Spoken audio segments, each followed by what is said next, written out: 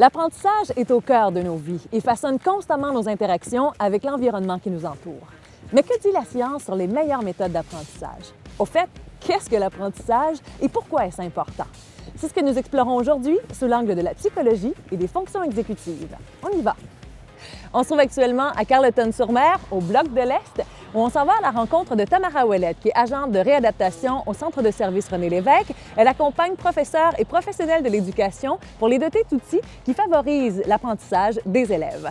Aujourd'hui, on sort de notre zone de confort en utilisant l'escalade pour apprendre comment mieux apprendre. Toi, Tam, t'as-tu déjà fait ça? Bien, une fois, juste une fois. J'ai beaucoup aimé ça. Mais ça va être ma deuxième fois seulement.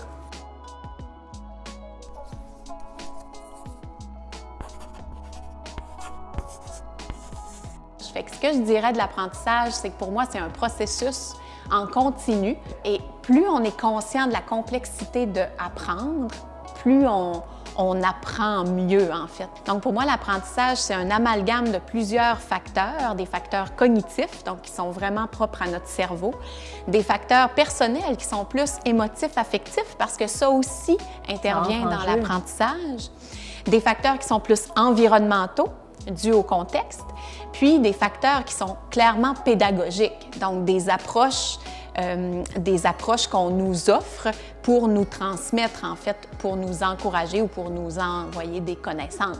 Et tout ça travaille en même temps.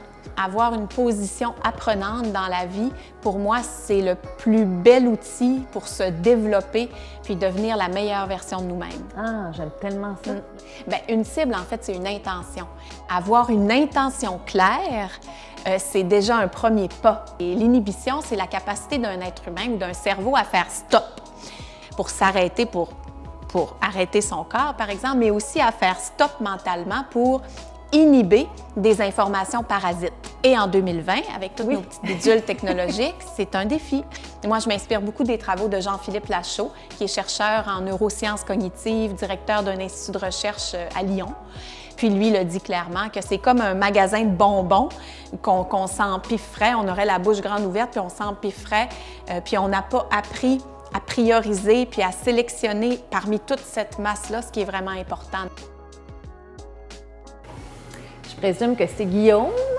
Hey, bonjour! Salut Guillaume! Bonjour Stéphanie, ça va bien? Stéphanie, oui. Je te présente Tamara. C'est Tamara, bienvenue au Bloc. Ça doit faire une quinzaine d'années que j'ai commencé à faire l'escalade. Ah oui? Bien, au départ, c'était surtout une espèce de truc de gang. En fait, j'avais des amis qui l'ont fait que je suis allé voir, je suis allé avec eux grimper.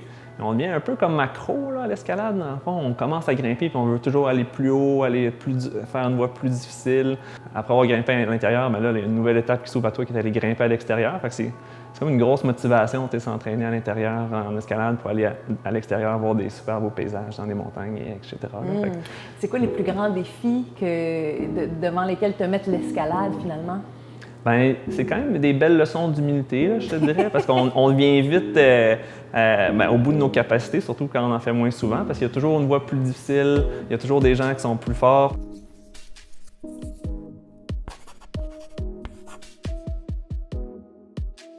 Le but de la chose, c'est de partir avec la première prise en bas et ça rentre jusqu'à la dernière avec le double ruban. C'est important aussi en escalade de bloc, c'est d'essayer d'utiliser le plus possible ses jambes, pas juste les bras. Puis tu vois, dans le fond, tu as une autre prise de pied qui est complètement ici, là, à droite. J'ai des petites palpites, là. Je suis un petit peu intimidée, franchement. Quand on veut forcer le moins possible du haut du corps, si on a le bassin qui est plus près du mur, le centre de gravité a moins tendance à vouloir te déporter puis t'arracher du mur. Ça termine en fait quand on a les deux mains dessus. Oh non! Puis on doit avoir un minimum de 3 secondes. 2, 3! Bravo! Ça aussi, si tu veux. Wow! Ouais, parfait. Bravo, Tam, je suis impressionnée. Bravo. Pour ça ici. Oui. Tu vas t'en rappeler demain matin aussi, probablement. Ça ici, là. Bon, fait que à ton tour. OK. Fait que je me rappelle les petites notions de base. Puis là, tu vois, on dirait que je suis tentée d'aller vite parce que je trouve ça tough. Mais je suis pas sûre que ça m'aide, en fait. Le danger de ça, c'est de se retrouver dans une position où tu viens tellement inconfortable parce que tu n'as pas réfléchi à ta séquence que là, tu es pris comme un chat dans un arbre. Ouh! C'est comme tripant puis stressant en même temps. Ça, c'est-tu rose, ça? Non. Hein? Ben, sinon, est-ce que tu Je suis capable de mettre ce pied-là ici? Des fois, ça peut avoir la peine de bien se positionner les mains, d'avoir des mains très solides. OK. Puis après ça, pouvoir faire un mouvement plus précaire avec tes pieds. OK, je comprends. Ah, mon Dieu! C'est comme épeurant. Là, tu arrives à une nouvelle difficulté. Là, c'est à la place d'aller vers le haut, c'est tous des mouvements vers le côté. Non, J'ai les mains mortes! un que tu vois peut-être pas, c'est ici, il y a une prise pour un pied. Non, je suis plus capable. Attention à vous autres! Ah! Ah, c'est vraiment tough! Comment tu peux faciliter ton apprentissage de l'escalade? Est-ce qu'il y a certains trucs, certains exercices possibles? Je dirais que c'est surtout d'en faire. Fait que ça, c'est une des façons de faire, dans le fond, de venir s'entraîner dans un centre de bloc ici pour, dans le fond, se faire des nouveaux mouvements puis se refaire des bras assez solides pour monter pendant des heures après. Oui, ça prend de la bonne force, de la dextérité, mais puis aussi une bonne capacité de projection, dans le fond, sur la voie pour te dire, ben moi, il faut que je me positionne comme ça pour aller dans telle direction. Donc, ça prend quand même des bonnes capacités de planification aussi. C'est pas juste grimper tout droit en ligne droite, parce que sinon, c'est sûr, ça ne marchera pas. En fait, regarder les mimiques de certaines personnes, c'est de l'essayer toi-même, puis c'est pas vraiment le faire pour devenir bon. Dans la vie de tous les jours, tu es médecin, donc tu as dû apprendre quantité de choses, de connaissances. Est-ce que tu as des trucs pour mieux apprendre, mieux intégrer?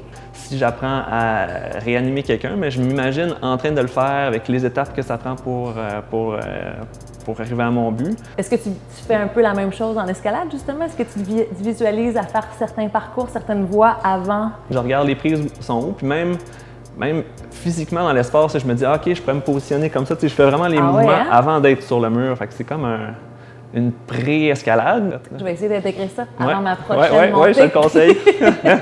En fait, je te rajouterais même à ça, tu peux apprendre à apprendre, mais tu peux aussi apprendre à enseigner. À force d'acquérir certaines connaissances, ben c'est comme ça que tu peux transposer ce que tu as appris avec les autres.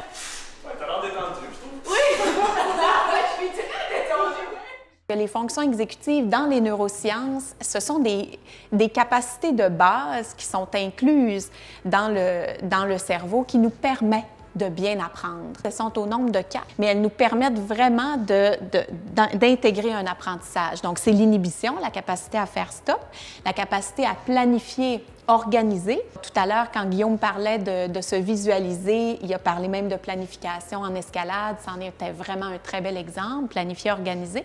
Et la flexibilité cognitive, passer d'un objet d'attention à un autre rapidement, ça me prend une certaine flexibilité cognitive. Ça. Et la dernière fonction, c'est la régulation émotionnelle. Donc, c'est très important de les connaître, particulièrement en éducation. Est-ce que ces 4 fonctions-là se travaillent, peuvent s'améliorer tout au long d'une vie? Toutes. Oui? Toutes. Et une chose qu'on sait, c'est que le cerveau est plastique. On peut le modeler. Il faut y mettre du temps, il faut y mettre de l'énergie, de la constance, mais oui, notre cerveau a la capacité de refaire des connexions. On peut commencer assez bas, tu sais, pour pouvoir aller étendre les bras le plus droit possible. On peut y aller tranquillement, puis comme j'expliquais tout à l'heure, l'idée, c'est de garder le bassin le plus proche possible du mur, comme vous voyez. Juste en faisant une rotation là, de ma hanche, je peux aller vraiment m'approcher du mur. Si je me lève avec ma jambe à la place de me hisser avec mes bras. Je ne sais pas si vous voyez la différence, là. Puis, il ne faut pas hésiter non plus à aller prendre les mêmes prises avec les mêmes mains. Quand on fait des mouvements latéraux, ça aide vraiment, on appelle ça d'aller matcher les mains. Donc, moi, je suis vraiment détendu dans les prises, comme ça, je ne force pas du tout. On peut aller faire la transition comme ça. Puis encore une fois, les mouvements de bassin, donc on peut vraiment aller s'approcher du mur. Comme ça, on le fait en forçant beaucoup moins. Bon, voilà. À votre tour. Qu'est-ce que tu retiens de ton apprentissage, de ton expérience, devrais dire, de l'escalade d'aujourd'hui? Je crois que j'ai été rapide parce que j'ai un certain sentiment de compétence dans mes capacités physiques. Donc, je me suis appuyée sur cette compétence-là pour aller de l'avant. J'ai vécu des blocages. J'ai pas eu de problème d'inhibition. Le fait que vous étiez là, que vous me regardiez, ça m'a pas bloqué. J'étais capable de m'abstraire de ça. Ma régulation émotionnelle, c'était assez bon. Je me jugeais pas. Ça, j'étais correcte avec ça. Quand j'étais bloquée, j'avais de la difficulté à pouvoir, ce que Guillaume parlait tantôt, là, de se visualiser. J'y arrivais pas. C'est parce que j'ai pas répété le geste. Donc, ça me confirme que ça prend de la pratique. En escalade, la vue est essentielle parce qu'il faut vraiment bien observer. Fait que ça, j'ai vu l'importance de la direction oculaire des yeux. Puis ça, dans une salle de classe et dans tout apprentissage, c'est très important. Oui. Le contrôle du muscle oculaire, on appelle ça le système de perception. Et le contrôle des pensées, celles qui peuvent nous juger ou celles qui peuvent nous dire « j'y arriverai pas »,« non, c'est trop loin »,« non, c'est… » Ça fait que j'ai composé aussi avec ça, mais quel bel exercice. Je trouve ça beau de te voir Tout est aller et t'entendre sur ta conscience, en fait, de ton apprentissage. Probablement que ça fait partie de ton expérience Oui. professionnelle Oui. et même d'enseignante de yoga aussi, d'être vraiment connectée, en fait, à ces sens-là. Ça, j'ai répété ça. Oui, c'est ça.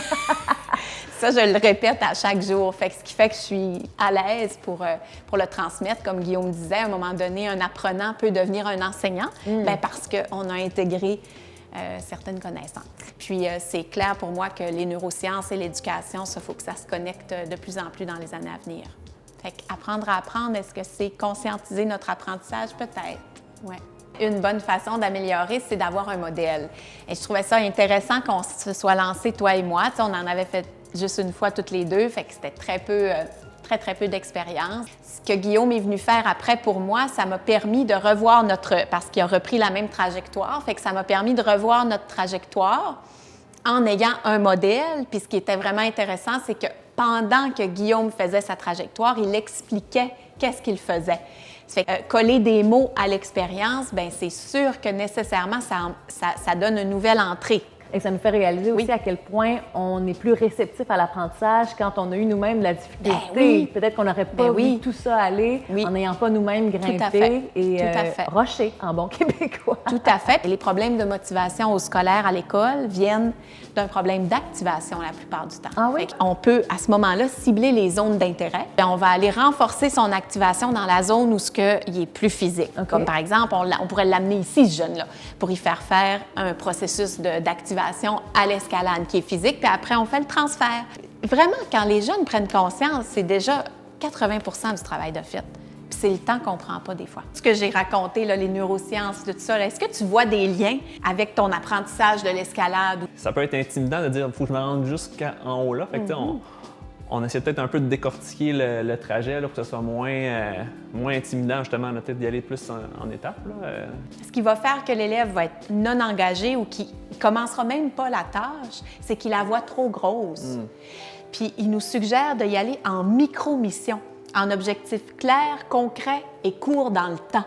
Ben oui, c'est un peu comme ça. Dans le fond, au départ, c'est sûr, il y a la première section qui va jusqu'à peu près à la hauteur des épaules. Puis ensuite, moi, je me disais vraiment ça. Ensuite, il faut aller complètement faire une traverse jusqu'à l'autre côté. Puis ensuite, il y a l'approche finale. Fait que moi, je divisais ça un peu peut-être en trois catégories, mais toutes de façon, en fond, inconsciente, si on veut. C'est des choses qui sont transposables, mettons, dans l'escalade. Puis sinon, tu parlais aussi de l'inhibition. Il faut comme mettre un peu la switch vraiment concentrée sur le mur pour pas penser à tout ce qui se passe autour. Fait que tu le vis. Là, aujourd'hui, on était super tranquille, mais quand il y a des allées et venues ou que ça bouge autour, il faut clairement mettre ça de côté pour garder le focus sur… Oui, exactement. Ça, c'est un vraiment bel exemple d'inhibition. On automatise une habileté, une compétence, une faculté qu'après, on peut faire sans y réfléchir. Comme toi, c'est quand même automatisé. Oui. Je réfléchis plus beaucoup quand je grimpe. Là, on dit ça parce que c'est une voie que j'avais quand même de l'aisance, mais si j'aurais fait une voie très difficile, probablement que je me serais mis à décortiquer beaucoup plus mes gestes. J'imagine. Parce que c'est une tâche qui est comme moins intuitive, plus complexe pour moi. Wow, intéressant.